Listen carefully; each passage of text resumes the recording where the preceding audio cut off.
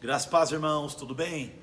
Espero que seja bem com vocês. Os irmãos da Juba estão estudando a respeito do livro de Gênesis. E eu queria aqui contribuir com alguma coisa para facilitar a compreensão desse livro que talvez seja um dos mais importantes, onde nos leva a entender a ideia do criacionismo. Então vamos lá, vamos tentar entender um pouco isso. O Antigo Testamento é formado por algumas alianças. Dentro do livro de Gênesis, tem algumas delas que nós podemos destacar, que é a aliança edênica, o que Deus fez dentro do Éden, uma aliança dentro do Éden com Adão. Depois do pecado tem a aliança adâmica, e aí depois com Noé tem a aliança noaica ou noélica, depois a aliança abraâmica. Então, começando a partir do capítulo 1 de Gênesis, nós temos ali, no princípio criou Deus os céus e a terra, né? Olha só, ponto final, ou seja, tudo que Deus cria é belo, é lindo, é maravilhoso. Quando entramos no versículo 2, você vai ver que a terra se tornou sem forma, vazia, e havia trevas sobre a face do abismo. Existem discussões teológicas que revelam que possivelmente entre o versículo 1 e o versículo 2 existem milhões de anos escondidas, e aí falam da queda de Lúcifer, da queda do diabo, onde a terça parte dos anjos caíram de forma física na terra e destruiu toda a beleza da criação de Deus. Então, quando entramos no versículo 3 do capítulo 1, nós percebemos Deus não criando a terra, mas reformando a terra. E aí você conhece aqui, né? E haja luz, houve tarde e manhã o primeiro dia. No segundo dia, Deus vai dividir as águas e criar o firmamento, águas em cima do firmamento, águas embaixo do firmamento. Houve tarde e manhã o segundo dia. No terceiro dia, Deus faz aparecer a porção seca, chama de terra, né? Quarto dia, o sol, a lua, as estrelas. Quinto dia, árvores frutíferas que dão semente, animais. Sexto dia também animais e mais o homem. No sétimo ele descansa. Então você vai ver essa harmonia, Deus falando e tudo se criando ou recriando, né? É o capítulo 1 de Gênesis, você vai ter essa linha de pensamento. Quando entramos no capítulo 2, ali vai estar uma explicação mais detalhada de como Deus fez o homem. Então olha só, no sexto dia Deus criou o homem à sua imagem e à sua semelhança, no capítulo 1, verso 26. E aí no capítulo 2, você vai ver os detalhes de como Deus criou o homem e a mulher. Ele coloca as mãos na terra, mistura a água com a terra, virando barro, argila. Ele vai criando o homem, a parte física, onde Deus sopra nas narinas, e aí nasce a alma, e o homem passa a ser alma vivente, né? A ideia de alma vivente é porque Deus falava com o homem através dos seus 5 sentidos, penso eu. O homem via Deus, ouvia Deus, tocava em Deus, cheirava a Deus, sentia o paladar das coisas de Deus. Então por isso ele é chamado de alma vivente, uma alma que vive, uma alma ligada a Deus. É o capítulo 2. Adão, ele dá nome aos animais, ele organiza o Éden, porque Deus deu autoridade para ele para administrar toda a terra, tanto os peixes do mar, as aves do céu, os animais terrestres e domésticos. Lembrando que Deus, ele planta um jardim numa região chamada Éden, onde o homem vai desenvolver a sua vida. E a palavra jardim do Éden significa lugar de delícias. Então Deus planejou um lugar de delícias para que o homem pudesse viver. Um lugar forte, um lugar firme, um lugar de terra boa, que tudo que se plantava nascia rapidamente. Eu penso que a ideia de Deus era, através da proliferação da raça humana, fazer o Éden tomar todo o globo terrestre, né? Toda a terra, de tal forma que toda a terra seria um lugar de delícias. É como se Deus fosse trabalhando em sociedade com o homem para a expansão de algo chamado Reino dos Céus, né? Essa era a ideia do Senhor. Então no capítulo 2 temos a formação da mulher. Quando entramos no capítulo 3, nós vemos ali Adão, a mulher, que depois vai se chamar Eva, e eles estão vivendo no dia a dia. Porém, Eva vai ser ludibriada pela serpente. Ela vai então ser despertada pela serpente para comer do fruto proibido. Ela vai, come, e ela dá um pedaço ao seu marido, que o seu marido, sabendo, também come do fruto. E aí Deus aparece às 6 horas da tarde para conversar com eles. Eles não estão na posição que Deus os queria para o relacionamento. Tanto é que Deus fala: Adão, onde estás? Onde estás? E Adão então, depois de perceber que ele havia pecado errado contra o Senhor, ele tenta se esconder de uma certa forma, mas não conseguindo, porque Deus vê todas as coisas.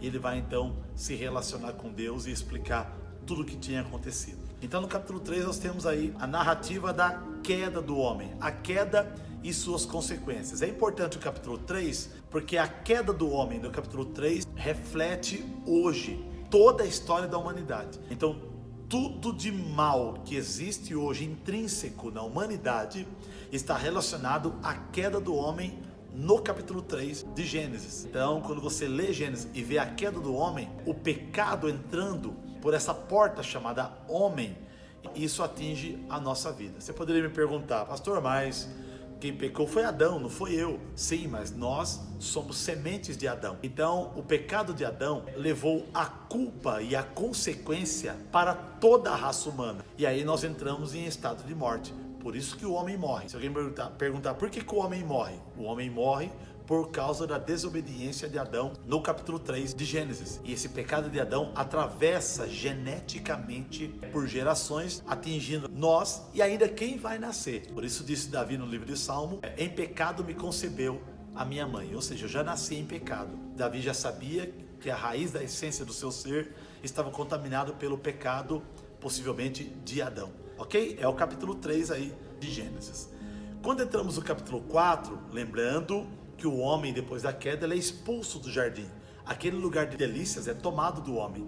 E o homem passa agora a viver em lugares áridos com a sua esposa. E eles têm que agora sobreviver debaixo desses lugares amargos que ele teria que se virar com um esforço maior para conseguir dar sequência ao seu desenho de vida. Quando entramos no capítulo 4, Adão e Eva agora, eles vão coabitar e vão ter filhos.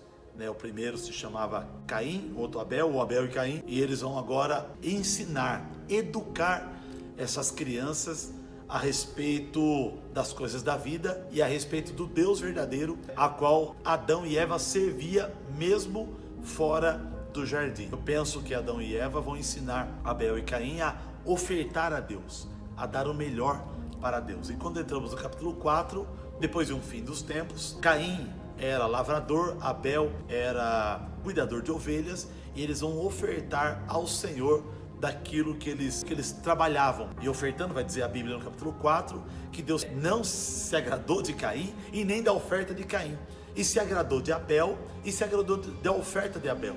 Note uma coisa interessante no capítulo 4. Deus se agrada da pessoa que está ofertando e também da oferta que está sendo dada.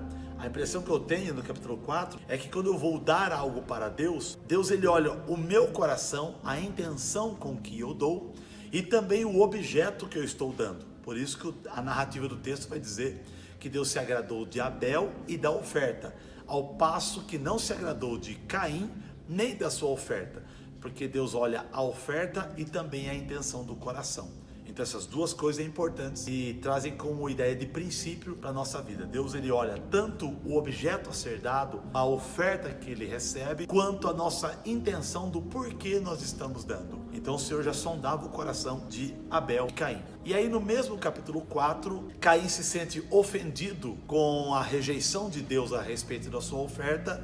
E então ele vai enciumado de Abel, ele vai agora matar Abel, porque Deus havia se agradado de Abel e da sua oferta. Você vai ver isso relatado no capítulo 4 de Gênesis. Então ali nós temos ali o primeiro homicídio, o primeiro ato de se tirar a vida do próximo, onde o próprio irmão Caim vai tirar a vida de Abel no capítulo 4. Então você vai ver essa história e essa linha. E aí, para finalizar, deixar bem quadriculado, você vai ter também no capítulo 4 os descendentes de Caim.